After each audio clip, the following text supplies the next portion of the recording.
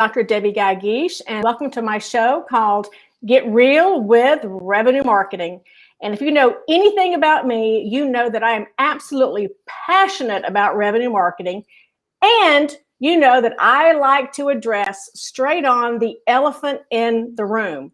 So this whole segment, which I do twice a week, is all about how do you address those challenges that have just been perennial for marketers. Why do we always have the same problems from a year ago, 2 years ago, 5 years ago? And of course, we also talk about all the changes that are happening in the market. So I am so excited to have my guest tonight, Abby Ryan. Abby is a good friend of mine.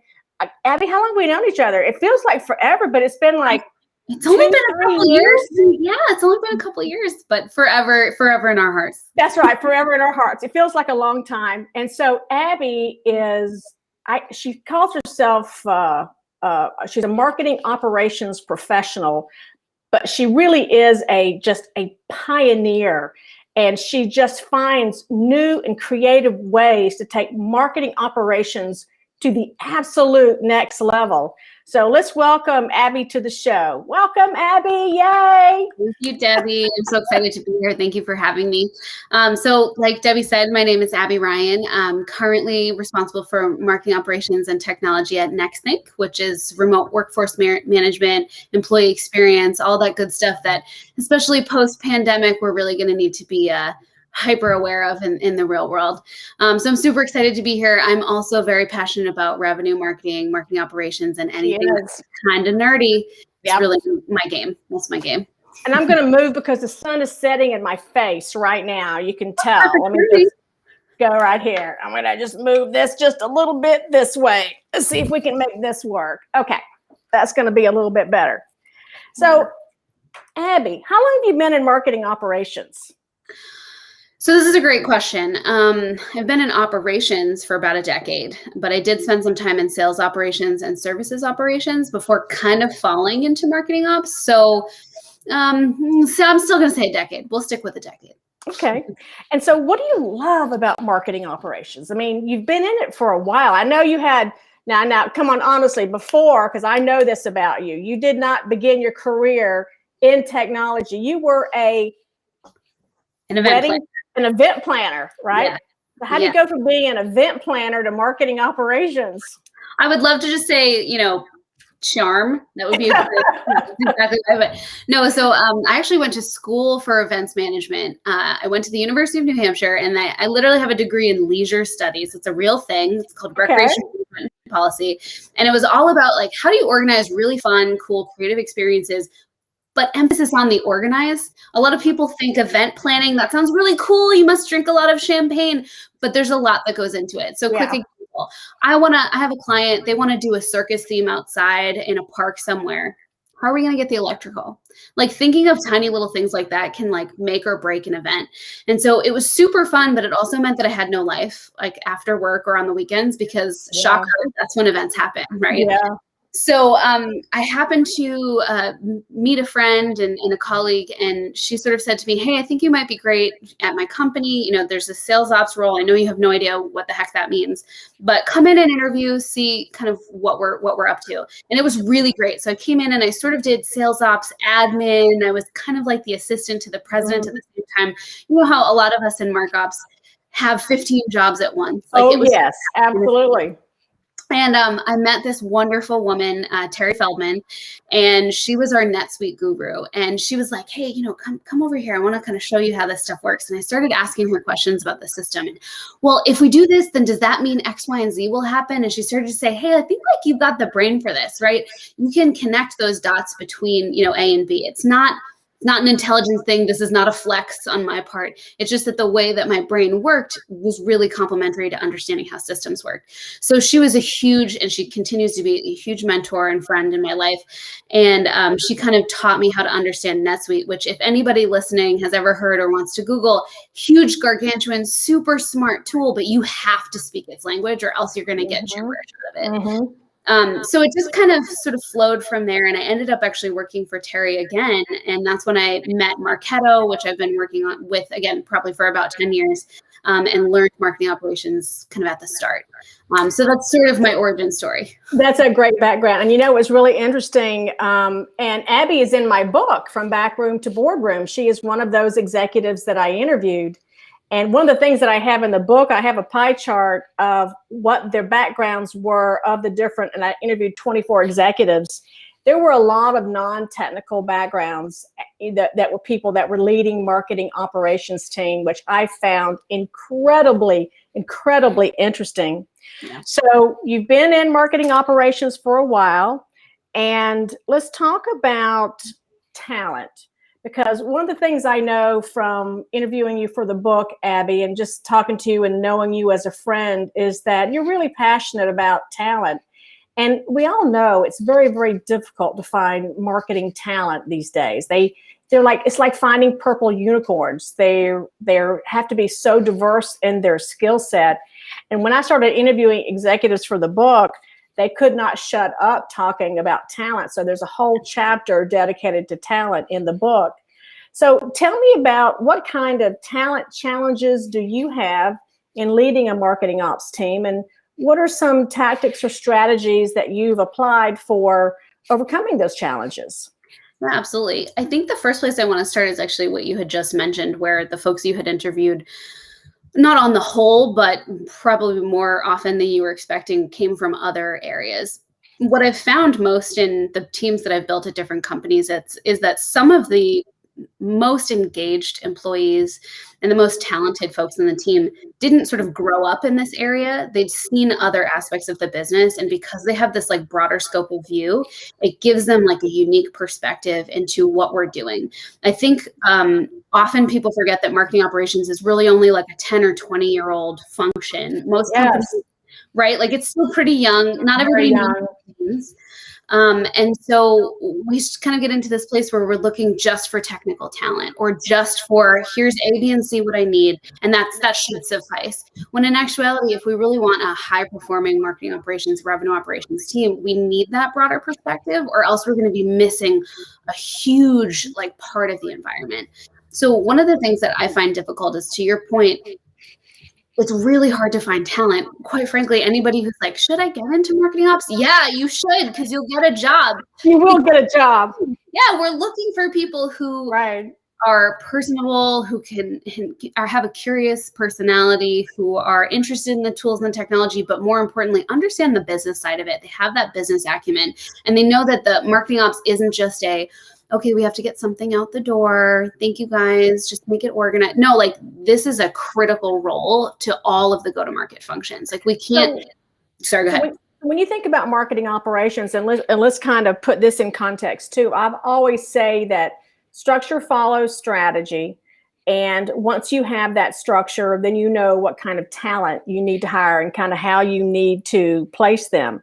And, my book is about strategic marketing operations. In other words, how do you transform marketing operations from being the button pushers to those strategic enablers? So that is the kind of marketing operations that you build, correct? Yes, absolutely. Right. So strategically, how does that kind of organization play? So one of my favorite things to say, and you've heard this many, many times, Debbie, is if marketing is a skyscraper, marketing operations is the scaffolding on the outside of the skyscraper. Unless you don't have the solid structure and foundation, you cannot build the building taller. So when I think about what's needed at the core to have this strategic function, there's a combination of skills and I guess soft skills as well for the people on the team, but also like, what are the goals? So one thing that I've seen more often than not, and actually my current team right now, our goals for the year, actually a portion of them are aligned to pipeline contribution. This is not something that we used to see in the past. It was marketing operations. What are you supposed to do? Get the campaigns out the door, do some of your development goals. That stuff's great. That's super important. But if we don't have that like keen view on the pipeline attribution, what are we really doing here? We're just like churning and burning. And that's why I wanted to back up and kind of put that in context, because anybody listening, if your goals are just to be an efficient technology organization, then some of the things that you're saying may not make sense. However, if the goal of marketing operations is to be that scaffolding and enable marketing to get that seat at the table and to help drive revenue and growth, and it's going to be the kinds of things that you and I are talking about today. Exactly. And so given that, they have to have a plethora of skills. Maybe you could talk about the skill categories that they need to acquire that you're looking for that make up that purple unicorn. Sure, yeah. So I think if we talk about the technical aspects, one thing that can be hard for people when they're first getting into marketing operations is how to get the experience with those particular tools, because oftentimes you have to work for a company that is a customer and have that company trust you enough. Yes. Right? I mean, it's like if you're not in the right company, you don't get to play. Right. And what I have seen is a lot of people who are maybe in more like a traditional marketing role or in a sales role who've gotten the opportunity within a company to say, hey, I'd like to get into Marketo or Salesforce, whatever it might be. But there are some training programs out there that I've seen and a few folks that Debbie and I are working with as well. And there are some interesting, podcasts and articles. I think the most important thing is someone having exposure to any kind of sort of like a customer relationship management tool, any kind of like heavy database, and start to understand SQL, understand logic. How are you, I guess, querying something? So I'm a little technical here, but if I would simplify it, one of the most important things that you learn when you're new to building, let's say, an email campaign is how do we segment? Who are the people we want to send this message to? And so if you have no idea how basic logic works, if you're not sure how to say everybody in Texas or everybody in Houston, but not everybody in Texas, like it's going to be really complicated for you. So kind of starting and having that basic understanding of logic or SQL reasoning or query string, any of that stuff is really important if you can't get access to a particular tool like Marketo. I think beyond the technical, again, I'll go back to curiosity is a huge thing. Love that. And I've heard you talk about that many times, Abby. Yeah. And I think the curiosity also goes hand in hand with being comfortable asking questions and being comfortable knowing, hey, I don't know all of this. Somebody else does. And I'm comfortable enough to know I'm not going to be judged to ask what I'm maybe worried is a stupid question. I think that's a big thing. Because if we start to say like, oh gosh, I can't ask a question, that's going to sound dumb, then we're going to block ourselves off from knowledge and we are going to be operating in a silo. And that's the last thing that we want. So we want curiosity. We want this technical knowledge around database logic. So sort of like reasoning. I think reasoning. I think that's a good word. Okay. What else are you looking for? What's interesting is there's a lot of collaboration because you need to be able to work within different teams. However, also being able to drive a project on your own. What I have seen in some applicants, let's say, or some other folks that I've worked with is that there are people who are more in that button pusher realm of I'm going to wait and someone will tell me what needs to happen next. And you may have a marketing operations organization where that's the charter, and that's okay. It's just not the kind of marketing ops we're talking about. Right, exactly. And that's where you have to start as well. Like you have to be able to get good at pushing that button before you can ask why you're pushing the button or if there's a better lever that you should pull instead. That's right. Right. But I do think that there are some people who get into marketing ops and sort of feel comfortable in, okay, this is my knowledge base, I'm good. And again, that's fine. But if you're looking for talent who wants to expand and continue and innovate, which everything really in the world, but if we're talking about revenue and marketing operations as a whole, continues to change every single day of every single week of every single month, you need people who are willing to say, so we did it this way for a long time. It worked well. I think there's a better way to do it. And actually is proactive enough to say, hey, Debbie, I want to talk to you about this because I think there's a different way we can do this. Otherwise, we're going to get left. Right? I love that. So we've kind of talked about, asking questions, being curious. We've talked about that technical data, reasoning. We talked about some collaboration skills, being a self-starter, and constantly looking to improve and find better ways because, quite frankly, that's what technology gives us. It gives us a continuous way to improve things over time. What other skill sets do you look for, Abby? So I think I've seen sort of a split between people who are very aware and very focused on being the superstar individual contributor, and then the folks who want to have maybe a more like people management, a slightly more strategic view. And I think kind of honing those skills and building a path for each of those is very different. Both are very valid, and we want people who are stars in each side.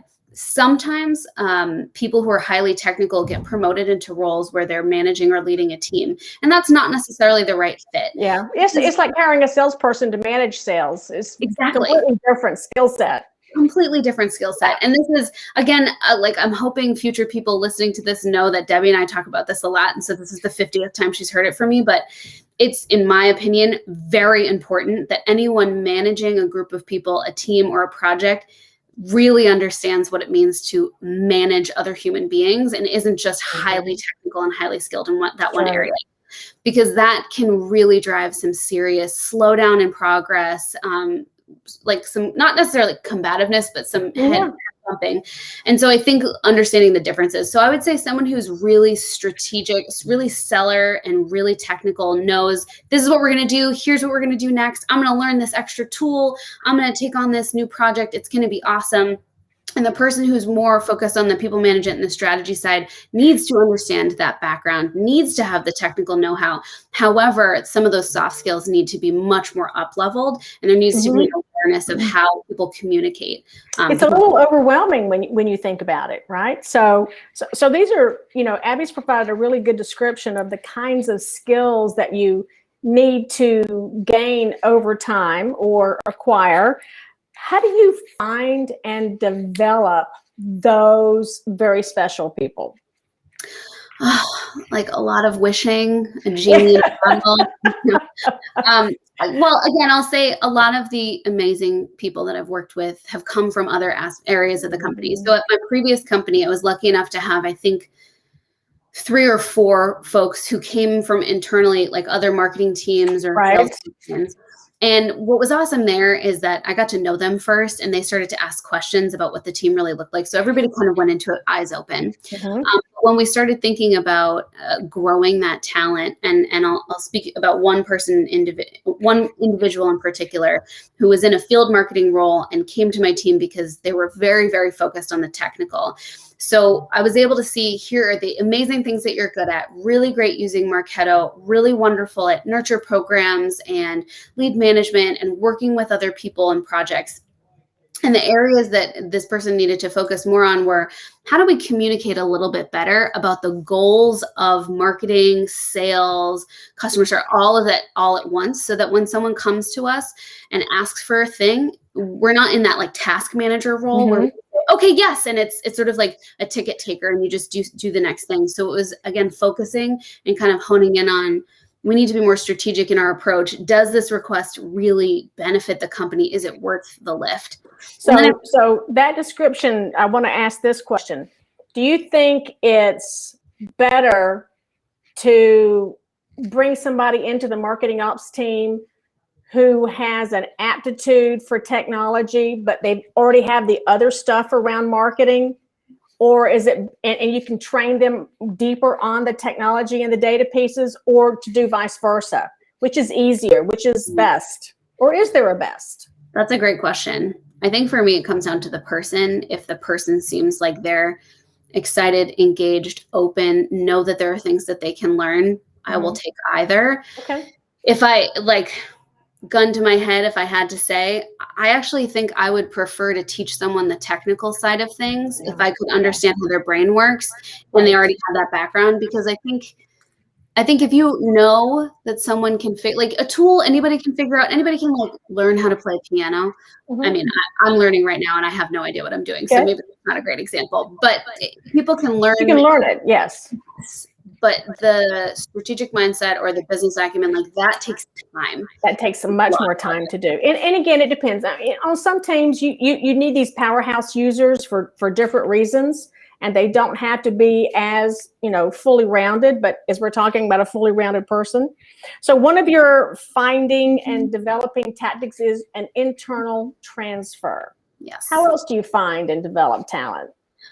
So some things like this and meeting people such as yourself, Debbie. Debbie has connected me with a lot of people in the last couple of years, which has been great. And, she and I did a class at oh gosh, I forget, was it College of William and Mary? William and Mary. And from that, one of the students in the session that we hosted reached out on LinkedIn, and I actually connected him with another friend in my network who runs her own company, and he did an internship with her in marketing operations. That's fabulous. That's absolutely fabulous. Yeah. Which is great. And so I know that she also will send anyone to me, just like you earlier before we started recording said, hey, I'll send someone your way. There's also great on the Marketo community, if you're looking for Marketo skills in particular, and a lot of the communities within each tool. A lot of the LinkedIn groups are great. And then quite honestly, like I take my time on LinkedIn and I search for certain words, and I look and see like what kind of history has someone had, and I will reach out one-on-one and say, hey, I'm sure you're happy at your role, but I have something that I'd love to talk to you about. And I think sometimes that one-on-one approach, when it's not a recruiter, when it's not a copy paste message, really has more of an impact. I agree. And working for you, because you're so charismatic and just the way you lead a team, anybody would be lucky. Anybody listening, you'd be lucky to be working for Abby. Let me tell you.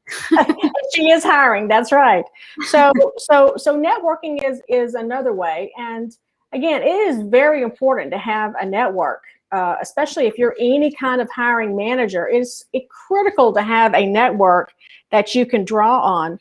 And it was very interesting when you said, when I go into LinkedIn and I search, 5 years ago, you couldn't find anything around marketing operations. And now that is a term that is much easier to search on. Although you get all kinds of people who apply for those jobs who aren't always, well qualified. True. So I heard internal transfer and networking are two great ways to find and develop talent. And how else do you do it? What's another strategy?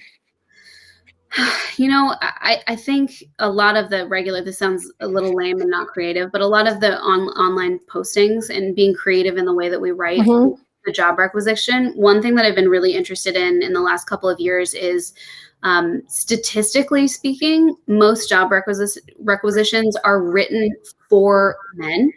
A lot of women are less likely to apply to jobs just based on the word choice that's used in that job description. Oh, interesting.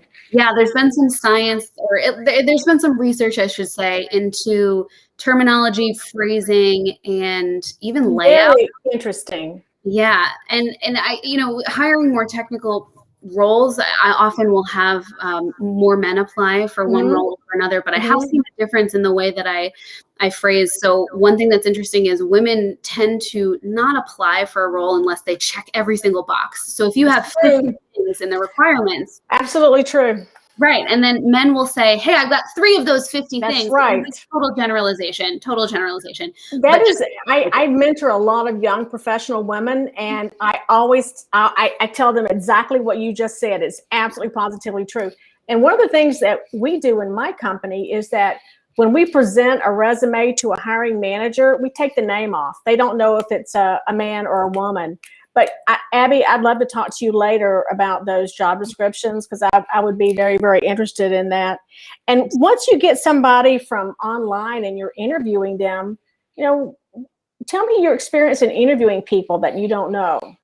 So I tend to be more like a gut reaction kind of person. And so when I'm doing interviews, I do want to ask more technical questions. But quite frankly, I've been a little bit out of the tools for a few years. So I'm not going to say, hey, how would you do X, Y, and Z? That's not really worth the time in the conversation. For me, I'm looking for someone who can, I hate to say walk the walk, but it's really like someone who can say, here's what I'm good at. I know these are the things that I need to do better. How does it work with your company? One of the best things is when I'm interviewing someone and they say, so I went onto your website and I did inspect Element and I see that you're using Marketo. And I'm like, great, because that shows me that they're proactive, that they've done their research, they are technical enough to know what inspect Element means. I'm sorry for anybody who doesn't know what that means. That's right. And asking a question about it is fantastic. So I had a conversation earlier today with someone, sort of like a casual, could this maybe be a right fit?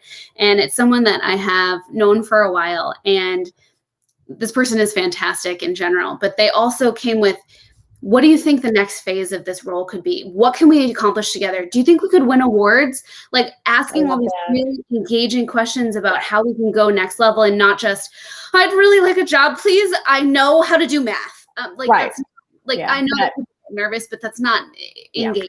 Yeah, that's really not it. Okay. Well, we've talked about talent. We've talked about what's happening in marketing operations. We've talked about the challenges. I loved your description of all the attributes and the strategies that you have for finding and, and developing that talent.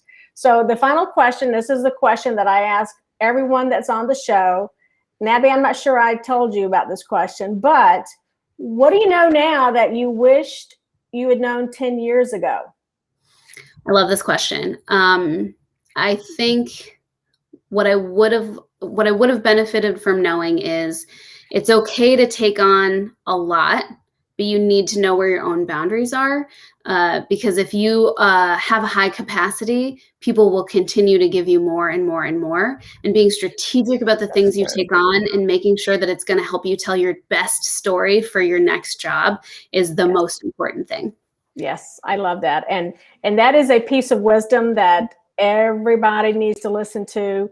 I think everybody needs a good therapist in their life at some point, because one of the things that you learn working in therapy is how to set boundaries. And you need to do that in your job, especially for women. And it's okay to do that. The only one not concerned about that is you, right? And so if you don't set those expectations, it's not going to happen. And then you wind up getting, just burned out, and we don't want to be there. So anyway, Abby, as always, it was just a pleasure to spend some time with you.